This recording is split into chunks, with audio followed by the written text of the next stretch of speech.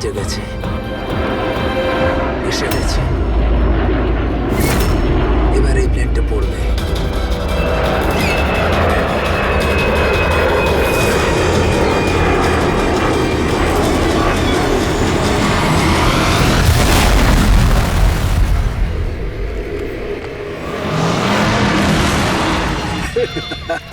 মজা দেখতে।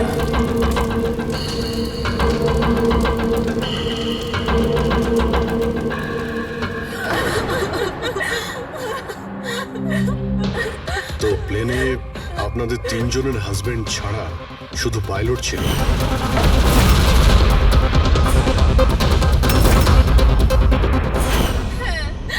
আর এখনো অব্দি কোনো খবর পাননি আপনারা?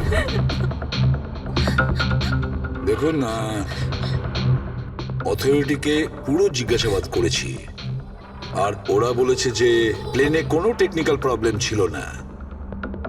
তাহলে আপনাদের এরকম কেন মনে হচ্ছে যে ওটা অ্যাক্সিডেন্ট ছিল না, ওটা প্লেন ক্র্যাশ ছিল না, বরং কেউ জেনে শুনে ওদেরকে খুন করেছে? ওনাকে অনেকদিন ধরে কেউ ফোন করে হুমকি দিচ্ছিল। দেখুন, আপনাদের হাজবেন্ড তো নামি দামি বিল্ডার্স, তাই হুমকি দেওয়া ফোন তো আপনাদের আসতেই পারে, তাই না?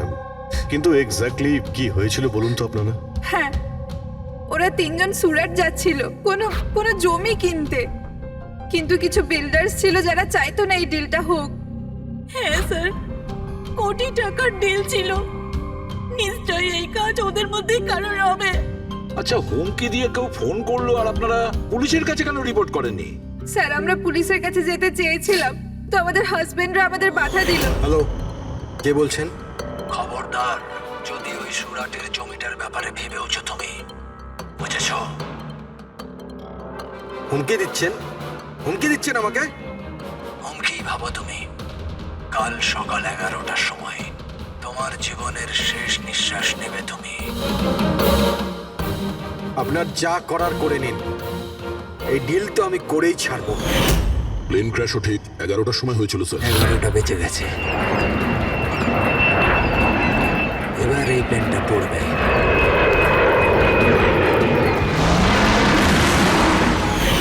এটা কোনো কাকতালীয় ঘটনা হতে পারে না। আপনি বলুন স্যার, যে একটা জমির টুকরো কারোর জীবনের থেকে বড় হতে পারে কি? দেখুন, আমি আপনাদের প্রমিস করছি, যারা এই কাজটা করেছে তাদেরকে আমরা শাস্তি দিয়েই ছাড়ব।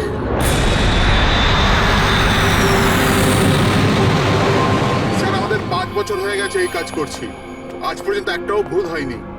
আমাদের কাজে ভুল হওয়ার কোনো সম্ভাবনাই নেই স্যার। যদি স্যার প্লেনে কোনো প্রবলেম থাকতো তাহলে আমরা ওটাকে উঠতে দিতাম না। তাহলে আপনাদের কথা অনুযায়ী প্লেনে কোনো প্রবলেম ছিল না? একদমই নয় স্যার। তাহলে প্লেনটা ক্র্যাশ হলো কি করে? হ্যাঁ, 4 জন মারা গিয়েছেন, কে দায়িত্ব নেবে তার? স্যার, আমি নিজেই খুব অবাক হয়েছি যে এটা ঘটলো কি করে। ফ্লাইট রেকর্ডার জানেন তো আপনারা, যাকে আমরা ব্ল্যাক বক্স বলি, সেখানেও সবকিছু নর্মাল দেখাচ্ছে। নর্মাল বললে কাজ চলবে না, সবকিছু ডিটেলে বলুন। শুরু থেকে, টেক অফ হওয়ার আগে থেকে কি হয়েছিল? আমরা পুরো প্লেন চেক করে পাইলটকে হ্যান্ড ওভার করে দিয়েছিলাম। তারপরে ওই 3 বিজনেসম্যান প্লেনে করে সুরাটের দিকে রওনা দিল।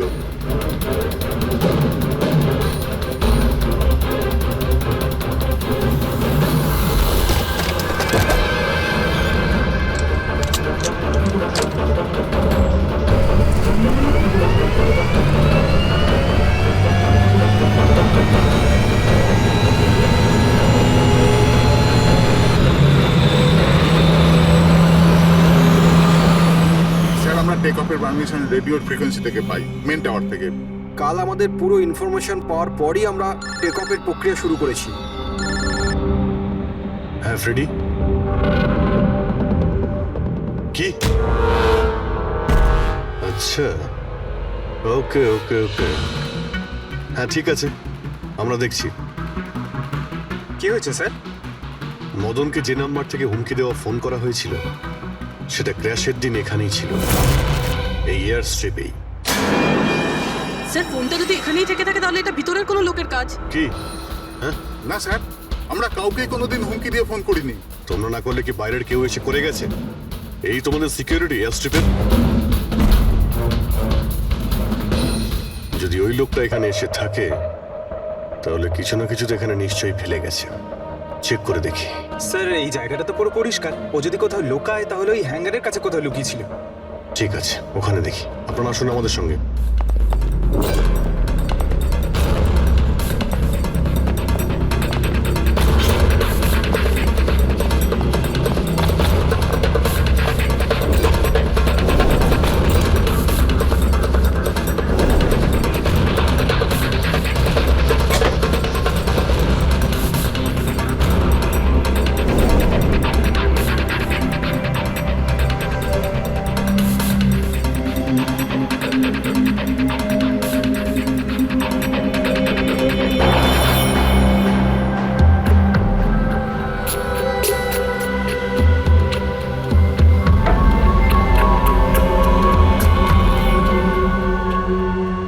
স্যার স্যার একটা ভাঙা ফোন পেয়েছি।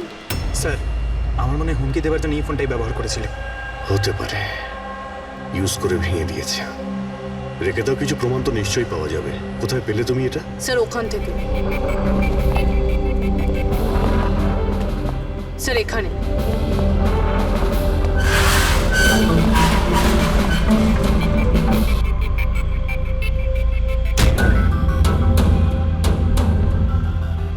স্যার এই দেখুন, এখানে কানের মতো কিছু একটা দেখা যাচ্ছে। হ্যাঁ, তুমি তো ঠিকই বলেছ। ফোনটাও এখানে পাওয়া গেল, আর এই চিহ্ন। এমনটা নয় তো যে ওই অপরাধী এখানে হেলান দিয়ে ফোনে কথা বলছিল আর আমাদের জন্যে ও প্রমাণ রেখে গেছে এখানে। একটা কাজ করো, এর ছবি তুলে নাও। স্যার কানের চিহ্ন দিয়ে কিছু বোঝা যাবে? আরে কিছু না কিছু তো পাওয়া যাবে। ডক্টর সালুকাকে দেব, উনি শেয়ার কিছু করবেন।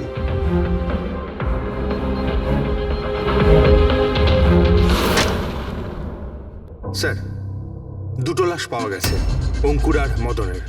অঙ্গদ আর মদন। আচ্ছা সুমিত আর ওই প্লেনের পাইলট?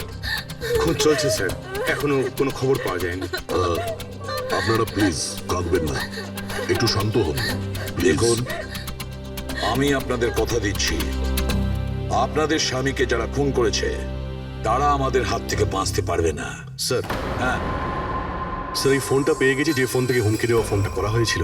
কিন্তু কিন্তু স্যার আমরা ওখানে পৌঁছানোর আগেই খুনি এই ফোনটা ভেঙে দিয়েছে, যাতে আমরা ওর অবধি পৌঁছতে না পারি। স্যার আমরা জানি এটা কে করেছে। চেনেন আপনারা? কে কে খুন করেছে? রণদীপ আর শশী। রণদীপ আর শশী কারা?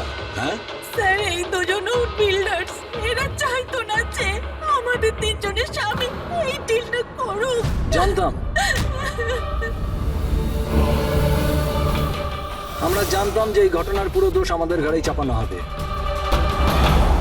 আপনাদের পরিচয়? স্যার এরাই দুজন হলো সেই খুনি, রণদীপ আর শশী।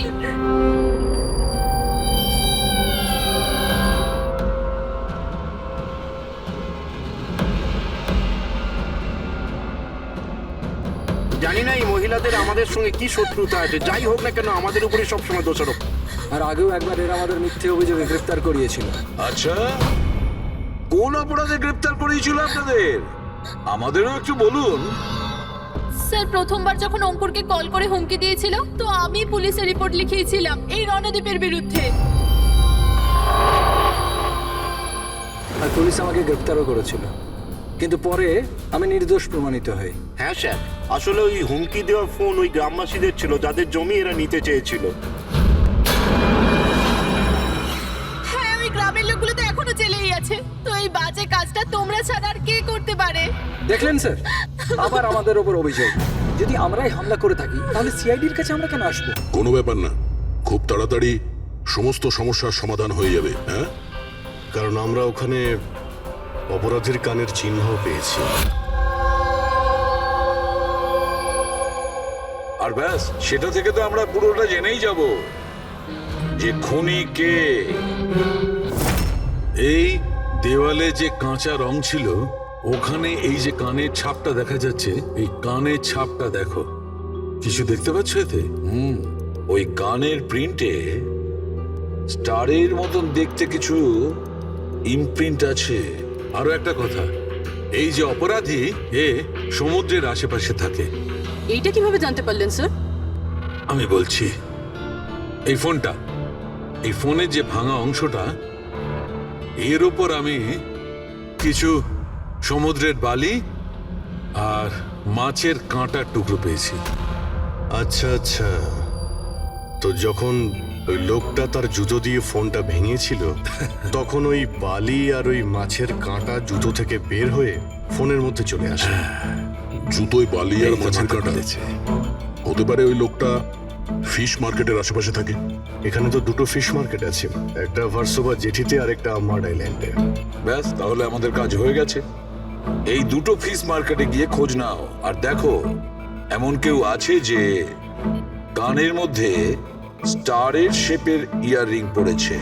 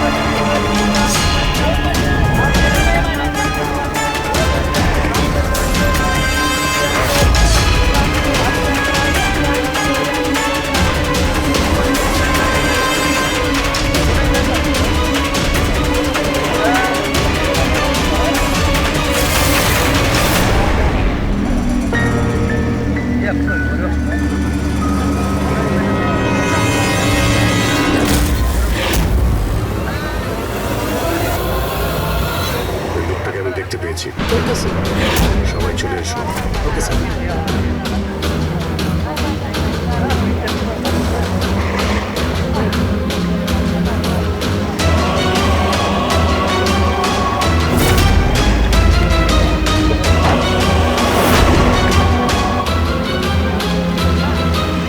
কারোর সঙ্গে মিটিং হওয়ার কথা।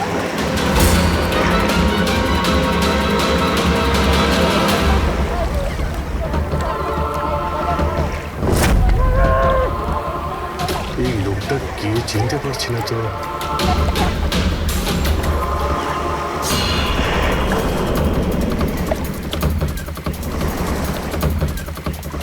স্যার, এটা তো সচিন।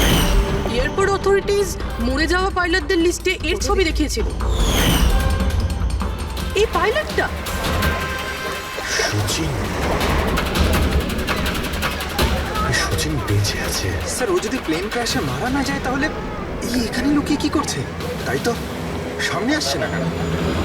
চলো গিয়ে জিজ্ঞাসা করো।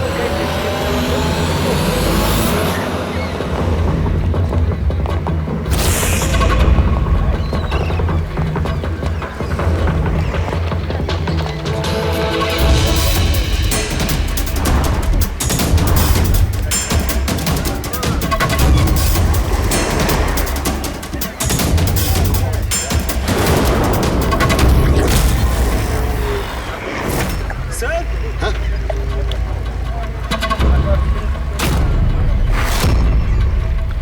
স্যার, এ তো মারা গেছে। মারা গেছে? ওই দেখুন স্যার, সচিন পালাচ্ছে।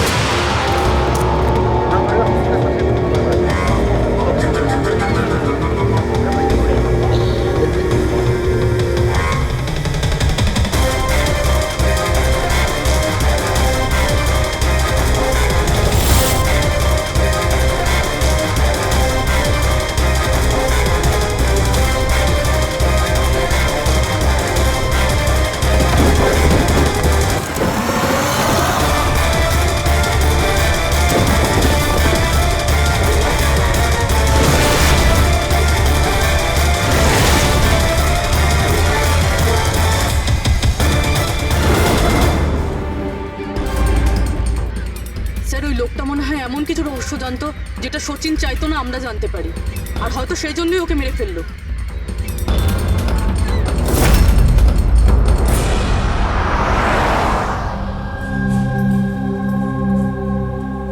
So,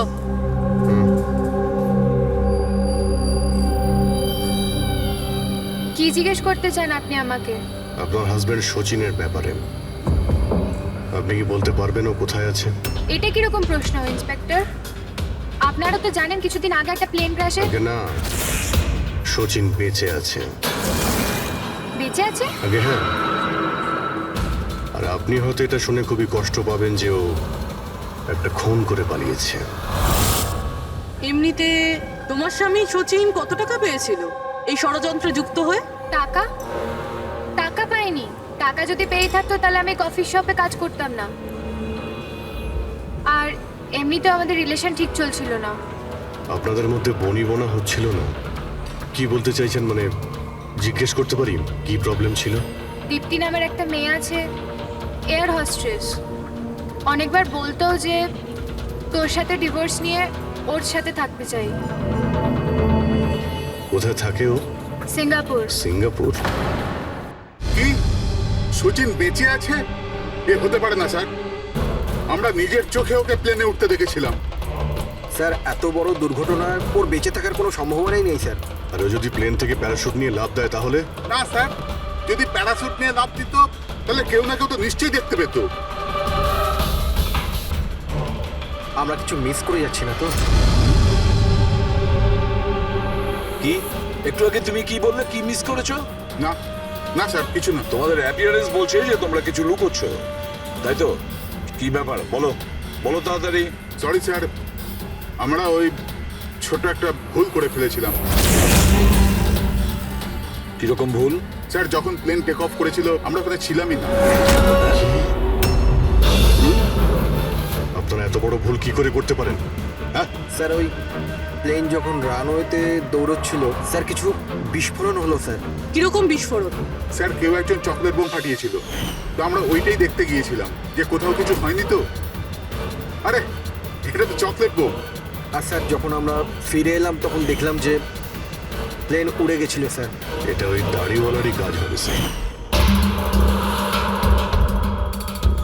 ওদের কনসেন্ট্রেশন নষ্ট করার জন্য। হ্যাঁ, কিন্তু অভিজিৎ কেন, কিসের মোটিভ থাকতে পারে ওদের কনসেন্ট্রেশন ব্রেক করার জন্য? কিছু না কিছু তো গোলমাল আছে অভিজিৎ। আচ্ছা, যখন বোমটা ব্লাস্ট হয় তখন প্লেনটা বায়ুস্তরের কোন জায়গা ছিল? ওখানে গিয়ে দেখো। আসুন স্যার।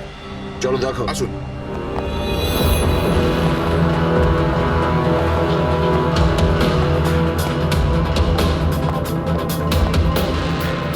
এক মিনিট অভিজিৎ, এ তো রক্ত, শুকিয়ে যাওয়া রক্ত। স্যার রক্তের রং দেখে মনে হচ্ছে খুব বেশি পুরনো নয়, আজ বা কালকেরই। এই রক্ত কার রক্ত? এটা এখানে এলো কি করে? জানি না স্যার। জানি না, সব প্রশ্নের একটাই উত্তর তোমাদের, জানি না। তাহলে জানোটা কি তোমরা? স্যার এয়ার স্ট্রিপের রক্ত মানে কিছু না কিছু হয়েছিল এখানে। এটা তো পরিষ্কার, কিন্তু কি হতে পারে? আর এই রক্ত, এটা কার রক্ত?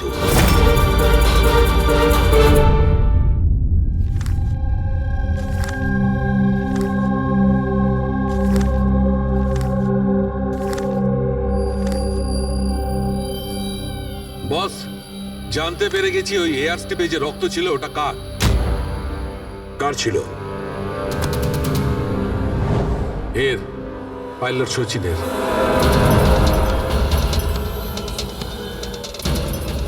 পাইলট সচিনের রক্ত? কিন্তু ওরা আঘাত লাগলো কি করে, কখন? স্যার যখন আমরা ওকে জেটিতে দেখেছিলাম তখনও একটা স্লিং ব্যান্ডেজ পড়েছিল, আর ওর হাতে ব্যান্ডেজও বাঁধা ছিল। কিন্তু ইঞ্জিনিয়ার আমাদের এটা বললো যখন সচিন টেক অফের জন্য যাচ্ছিল একদমই ঠিকঠাক ছিল, ওর হাতে কোনো রকম ব্যান্ডেজই ছিল না। এটার একটাই মানে দাঁড়ায় অভিজিৎ, সচিনের আঘাত এয়ার স্ট্রিপের সময়ই হয়েছে। প্লেনটা টেক অফ হওয়ার আগেই সচিন এয়ার স্ট্রিপে পড়ে যায় আর ওর তখনই আঘাতটা লাগে। ঠিক এইরকমই হয়ে থাকবে বস, কারণ এই জন্যে সচিন প্লেন ক্র্যাশে মারা যায়নি, কারণ সচিন প্লেনে ছিলই না। কিন্তু ডক্টর চালুকে কেউ তাহলে সচিনকে প্লেন থেকে লাফাতে দেখেনি কেন? আরে দাঁড়িয়েওয়ালা ওখানে বাজি ফাটিয়েছিল না ওদের সরানোর জন্য। এগুলো সব সচিন আর ওই লোকটার প্ল্যান ছিল।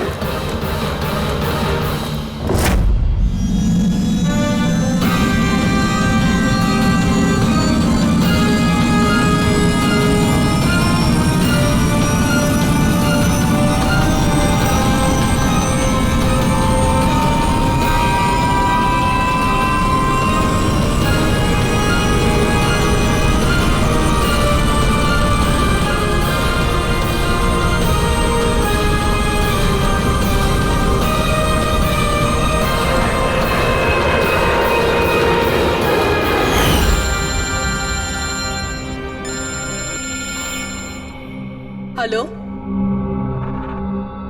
ওকে, থ্যাংক ইউ স্যার। সচিনের ওই গার্লফ্রেন্ড দীপ্তি যে সিঙ্গাপুরে থাকে, ওর নাম্বার পেয়ে গেছি। সচিন কি হয়েছে ওর? ও ঠিক আছে তো? দীপ্তি, একটা কথা বলো, শেষবারের মতন সচিনের সঙ্গে তুমি কবে কথা বলেছিলে? 2 দিন আগে। 2 দিন আগে? কিন্তু সচিনের ওয়াইফ তো আমাদের বলেছে তোমাদের দুজনের সম্পর্ক ভেঙে গেছে। না, হয়তো ওর বউকে এটা বলেনি যে ও আমার সাথে মিট করতে সিঙ্গাপুরে আসছে। আচ্ছা, সচিনের কবে আসার কথা সিঙ্গাপুরে? 1 সপ্তাহ বাদে।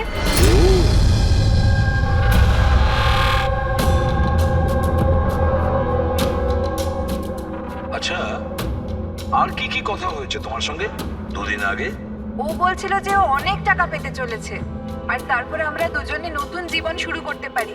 কিন্তু আপনার এইসব প্রশ্ন, সচিন ঠিক আছে তো? ভয় পেও না, সচিনের কিছু হবে না। আর যদি দরকার পড়ে আমরা আবার তোমায় ফোন করব। Thank you.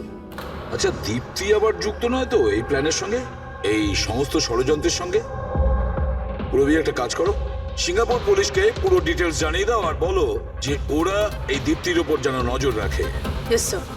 স্যার, হ্যাঁ, সচিনের ওয়াইফের সঙ্গে কথা হলো স্যার। ও তো বললো যে সচিনের পাসপোর্ট বাড়িতেই আছে। কি? সচিনের পাসপোর্ট বাড়িতে? আর সচিন সিঙ্গাপুর যাওয়ার জন্য প্ল্যান করছে? এটা আবার হয়নি তো যে সচিন নকল পাসপোর্ট বানিয়েছে? নকল পাসপোর্ট? আচ্ছা, আমাদের ওই ঘেটু আছে না, ও কিন্তু নকল পাসপোর্টের ব্যাপারে অনেক কিছু জানে। ঠিক, একটা কাজ করো, পঙ্কজকে বলো যে সচিনের ফটো নিয়ে যেন ঘেটুর সঙ্গে দেখা করে। হ্যাঁ। Yes sir. আরও একটা কথা স্যার, সচিন যদি প্লেন টেক অফ হওয়ার আগে প্লেন থেকে ঝাঁপ দিয়ে থাকে, তাহলে প্লেনটা ওড়াচ্ছিল কে? আর যখন ও প্লেন থেকে ঝাঁপ দিল তখন এই মদন, অঙ্কুর আর সুমিত এরা চিৎকার চেঁচামেচি করলো না কেন? চুপচাপ বসেছিল কেন? বস, প্লেন থেকে পড়ে গেলে এরকম সুযোগ পাবে কি করে? এরা 3 জনেই তো অজ্ঞান ছিল। কিন্তু স্যার, এরা জ্ঞানটা হারালো কিভাবে? পুরবি, এদের 3 জনের পেটের মধ্যে ব্ল্যাক কফি ছিল, আর ওই ব্ল্যাক কফিতেই নেশাদ্রব্য মেশানো ছিল। কি? ব্ল্যাক কফির সঙ্গে নেশার ওষুধ? I am boarding. আপনার কফি, থ্যাংক ইউ। তাহলে নিশ্চয়ই এটা সচিনের প্ল্যানের পার্ট ছিল। স্যার, একটা প্রশ্নের উত্তর এখনো পাইনি। বিনা পাইলট নিয়ে প্লেনটা উড়লো কিভাবে? এর উত্তর হলো UAS. UAS, আনইন্টারাপ্টেবল auto pilot system. এই প্রোগ্রাম দিয়ে মাটিতে থেকে আকাশে ওড়া প্লেনকে কন্ট্রোল করা যায় স্যার, যে কোনো জায়গা থেকে। হ্যাঁ স্যার, আমরা এই ফরেন্সিক ল্যাবে দাঁড়িয়েও যে প্লেনটা আকাশে উঠছে তাকে কন্ট্রোল করতে পারি। এই প্রোগ্রামটা এই জন্যই বানানো হয় যে আকাশে ওড়ার সময় প্লেনে যদি কোনো ইমার্জেন্সি হয় বা কোনোভাবে প্লেন হাইজ্যাকও হয়ে যায়, তাহলে তার কন্ট্রোল যেন নিচে থাকা লোকেদের হাতে থাকে। তার মানে প্লেনের ককপিটের কন্ট্রোল তার হাতে থাকবে যার হাতে রিমোট আছে। হ্যাঁ স্যার, আর যার কাছে রিমোট কন্ট্রোলটা ছিল সেই প্লেনটা ক্র্যাশ করিয়েছে সমুদ্রে। রিমোট কন্ট্রোলের লোক খুনি, 1 কফিতে নেশার ওষুধ। যদি একবার আমরা জানতে পারি না যে ওই ব্ল্যাক কপিতে নেশার ওষুধ কে মিশিয়েছিল আর কে খাইয়েছিল, তাহলে বুঝে নাও রিমোট কন্ট্রোলের খুনির কাছেও আমরা পৌঁছে যাব। Remote control. Black coffee? Sir Madan তো ব্ল্যাক কফি খেতেন না, ওনার হাই ব্লাড প্রেশার ছিল। আর স্যার আমিও তো সুমিতকে কোনো ব্ল্যাক কফি দিইনি, কারণ ও যখন বাড়ি থেকে বেরিয়েছিল তখন আমিও বাড়ি ছিলাম না। দেখুন, আমরা ওই তিনজনের পেট থেকেই ব্ল্যাক কফি পেয়েছি, যে সেই নেশার ওষুধ মিশিয়েছিল। আর আপনারা বলছেন যে আপনারা কেউ নিজেদের স্বামীকে ব্ল্যাক কফি খাওয়াননি। হতে পারে অন্য কেউ ওনাদের ব্ল্যাক কফি খাইয়েছিল, বা হতে পারে বাইরে যেখানে গিয়েছিল সেখানে খেয়েছিল। কোথাও গিয়েছিল কি? হ্যাঁ স্যার, ওকে আমাদের ড্রাইভার এয়ারপোর্টে ছাড়তে গেছিল। তাহলে হতে পারে যে ও বাইরে কোথাও কফি খেয়েছে, তাহলে ড্রাইভার জানতে পারে। রবি, ওকে একবার ডাকুন তো, কোথায় আছে ও? স্যার যবে এই ঘটনা ঘটেছে তবে থেকে ও কাজে আসছে না, ও আমার ফোনও তুলছে না। তার মানে অভিজিৎ, এই রবি কাল থেকে উধাও।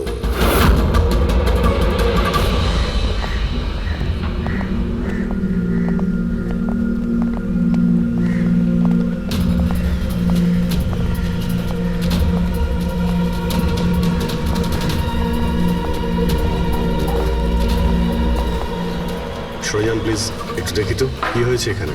দেখুন স্যার, এখানে খুব গন্ধ আসছে, আর এক্ষুনি পুলিশকে ফোন করেছিলাম কিন্তু এখনো কেউ আসেনি। আমরা সিআইডি থেকে।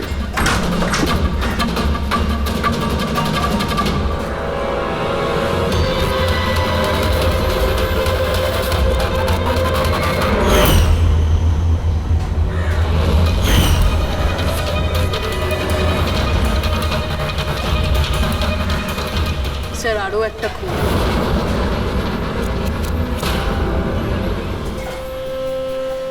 চলে আয়, জাস্ট ফলো মি।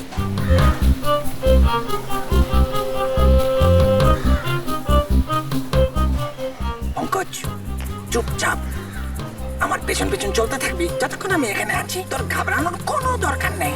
এই যে ঘেটু, আমি না ভয় পাই না, আমি একজন সিআইডি অফিসার। চুপচাপ চল, ফলো মি, ওইদিকে চল।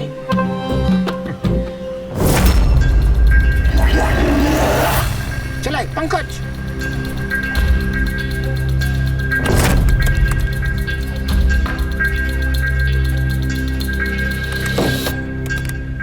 কি বন্ধু, শুনেছি তুমি খুব সুন্দর পাসপোর্ট বানাও। কে বললো? আমার একটা বন্ধু বলেছে। বন্ধু? কে বন্ধু? এ না, আমি চিনি না একে।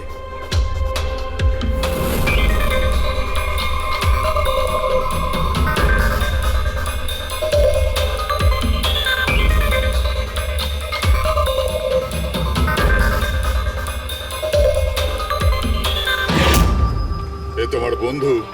তোমার কোনো সন্দেহ আছে? খুব ভালো করে চিনি আমি একে। এর পাসপোর্টও রেডি হয়ে পড়ে আছে আমার কাছে। আরে বাহ, তাহলে তো আমারও পাসপোর্ট হয়ে যাবে, তাই না? হয়ে যাবে, কিন্তু দুটো পেটি লাগবে। আরে দেবো তো 2 পেটি। বলো না কি চাই, আম চাই না 2 পেটি আপেল চাই, বলো কি চাই। এ শালা, 2 পেটি মানে 2 লাখ। 2 লাখ? 2 লাখ? চল এটা বল, তোর নাম কি লিখবো পাসপোর্টে?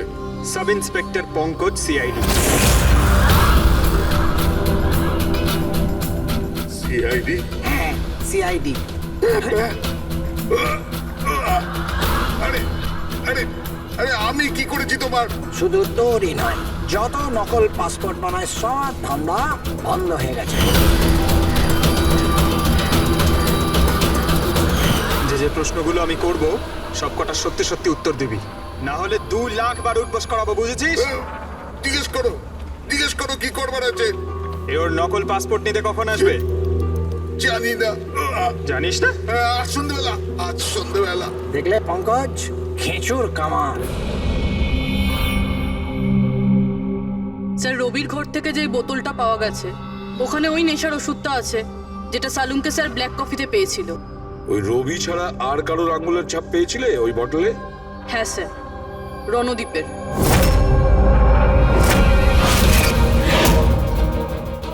রণদীপ, এই রণদীপ বিউরোতে এসে চেঁচিয়ে চেঁচিয়ে নিজেকে নির্দোষ প্রমাণিত করতে চাইছিল না? প্রথমে রবিকে ব্যবহার করে খুন করানোর জন্য, তারপর রবিকেই মেরে ফেলে। স্যার আমি রণদীপকে অনেকবার ফোনে ট্রাই করেছি, কিন্তু ওর ফোন বন্ধ আসছে। একবার এই সচিনকে যদি আমরা পাই না, ওই আমাদের পৌঁছে দেবে রণদীপের কাছে। সন্ধেবেলায় তো ও আসছে নিজের নকল পাসপোর্ট নেওয়ার জন্য।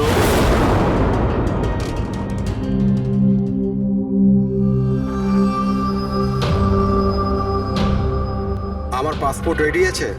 হ্যাঁ, তুমি এক কাজ করো, তোমার পাসপোর্ট ওর থেকে নিয়ে নাও, ওর কাছে আছে। আরে ভাই তাড়াতাড়ি করো, আমার কাছে বেশি সময় নেই।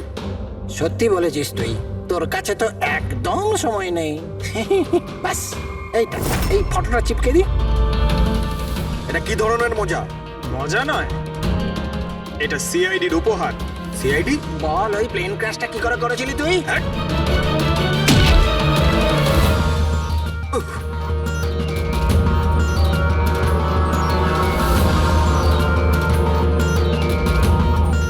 সিআইডি থেকে পালিয়ে টেক অফ করা এত সহজ নয়। ইমার্জেন্সি ল্যান্ডিং করতে হয় অপরাধীদের।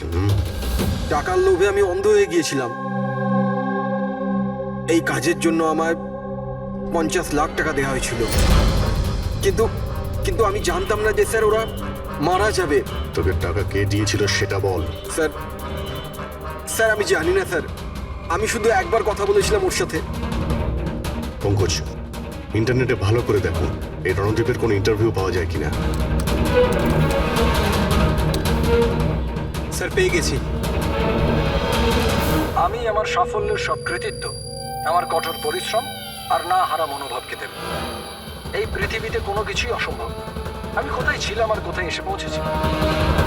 স্যার এটা ওনারই আওয়াজ স্যার, আই এম শিওর এটা ওনারই। গলার স্বর রণদীপের আর ওই শিশিতে আঙুলের ছাপ রণদীপের। রণদীপ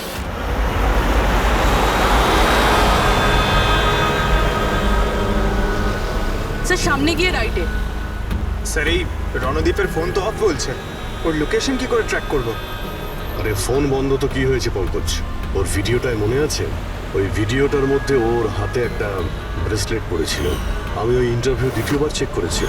কিন্তু স্যার ব্রেসলেট দিয়ে লোকেশন কি করে ট্র্যাক করব? পঙ্কজ, ওটা কোনো অর্ডিনারি ব্রেসলেট নয়। ওই ব্রেসলেটে জিপিএস ট্র্যাকিং লাগানো আছে। আর এরকম ব্রেসলেট বেশিরভাগ টাইপ 1 ডায়াবেটিসের লোকেরাই পরে। ব্রেসলেটে জিপিএস থাকে স্যার? হ্যাঁ, তার কারণ হলো যে ওর শরীর যদি কোনো সময় খারাপ হয়ে যায় বা ওর মাথা ঘুরে যায়, তাহলে ওর পরিবারের লোকেরা জিপিএস এর সাহায্যকে সহজেই ট্র্যাক করতে পারবে। কিন্তু স্যার এই জিপিএস বলছে রণদীপ কুন্ডু বাড়িতে আছে।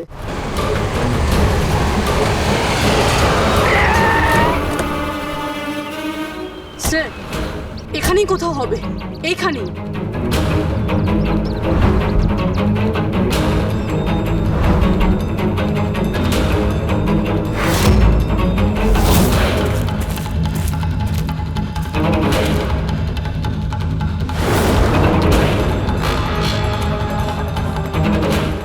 এইদিকে স্যার। স্যার এখানেই কোথাও হবে। ওর হার্ট রেট ক্রমশ কমে আসছে। হার্ট রেট ক্রমশ কমে যাচ্ছে? এদিকেই ও কোথাও আছে। দাঁড়া, এই মাটিটা অন্যরকম মনে হচ্ছে কেন? এই মাটির নিচে আবার নেই তো? হতে পারে।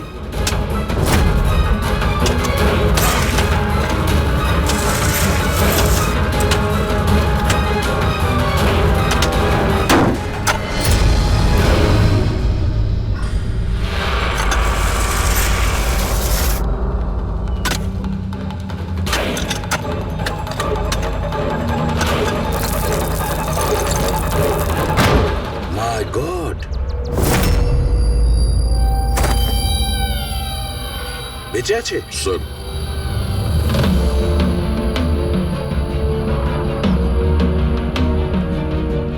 স্যার আমরা তো ভেবেছিলাম যে এই লোকটাই খুনি, কিন্তু এখন দেখছি ওই তো মারা যাচ্ছিল।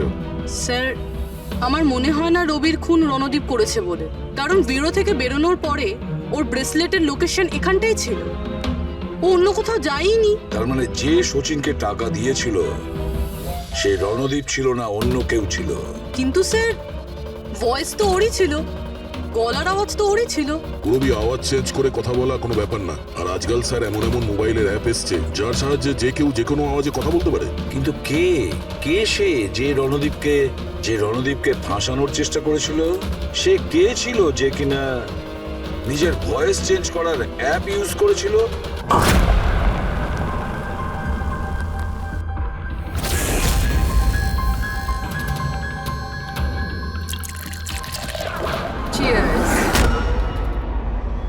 হ্যাঁ, চিয়ার্স চিয়ার্স। আসুন আসুন আসুন। অভিনন্দন আপনাকে। অভিনন্দন? কিসের জন্য? ওই অ্যাপের জন্য। ওই অ্যাপ যেটা আপনাদের কোম্পানি বানিয়েছে, যেটা দিয়ে যে কোনো মানুষ তার নিজের ভয়েস চেঞ্জ করতে পারে। মানে? হ্যাঁ, একবার শুনবেন? তোমাকে তোমার অপরাধের জন্য এবার জেলে যেতে হবে। তোমার অপরাধের জন্য এবার জেলে যেতে হবে। এটা কি ধরনের মজা? এটা মজা নয়। এই ডিভাইস দিয়েই তুমি রণদীপকে ফাঁসানোর চেষ্টা করেছিলে, তাই না? পুরবি, অ্যারেস্ট করো একে। চলুন ম্যাডাম।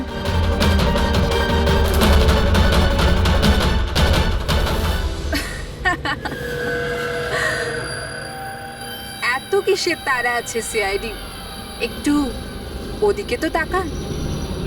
এই, ছেড়ে দাও ওকে। বোকামি করো না। এই, ছেড়ে দাও এদের।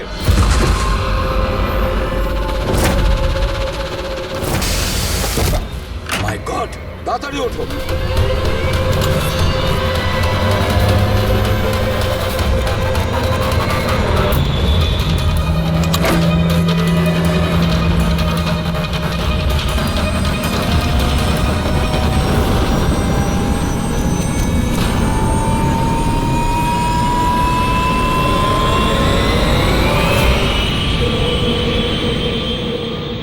Good bye CID.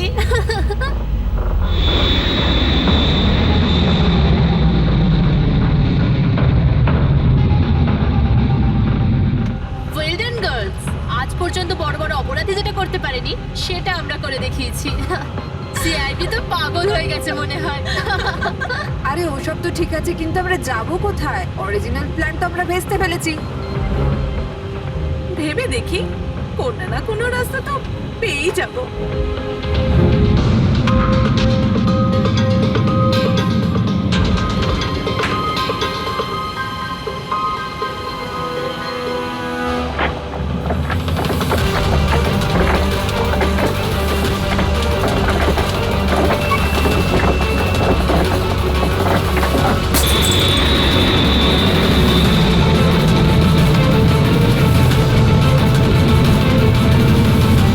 আরে কি করছিস? কিরকম ভাবে প্লেন ওড়াচ্ছিস তুই?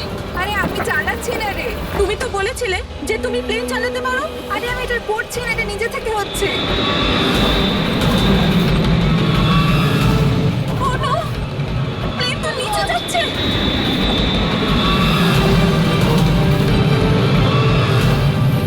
মনে হচ্ছে আমাদের ইউএস টেকনোলজি কেউ জানতে পেরে গেছে নাকি? কিন্তু কি করে?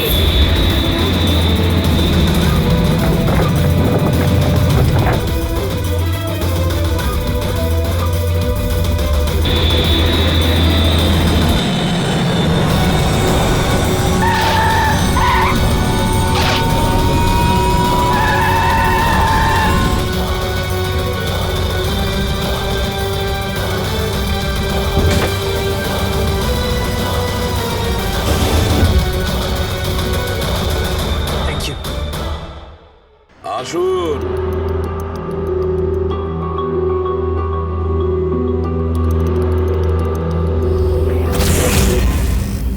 যে দেশে মহিলারা স্বামীর দীর্ঘ জীবনের জন্য ব্রত রাখেন, সেখানে আপনারা তিনজন মিলে আপনাদের স্বামীদের খুন করে দিলেন।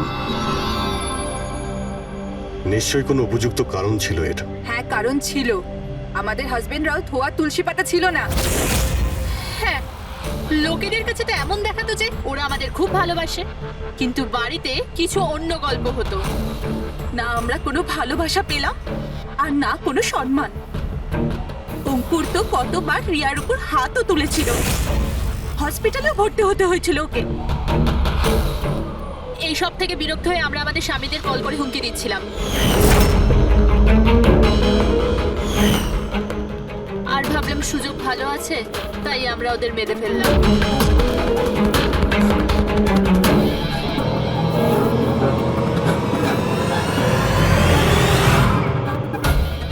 আর ভাগ্য দেখুন, রণদীপ রবির কাছে গিয়েছিল ওই অজ্ঞান হওয়ার ওষুধ নিয়ে, যাতে আমাদের স্বামী মিটিং এ পৌঁছতেই না পারে।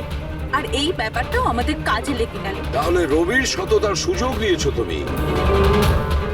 তারপরে তোমরা রণদীপকে মাটিতে পুঁতে দিয়েছিলেন, যাতে আমাদের মনে হয় ও অপরাধ করে পালিয়ে গেছে। খাঁচায় বন্দি পাখির মতো জীবন কাটানোর কোনো ইচ্ছে ছিল না। আমরা স্বাধীনভাবে শ্বাস নিতে চেয়েছিলাম।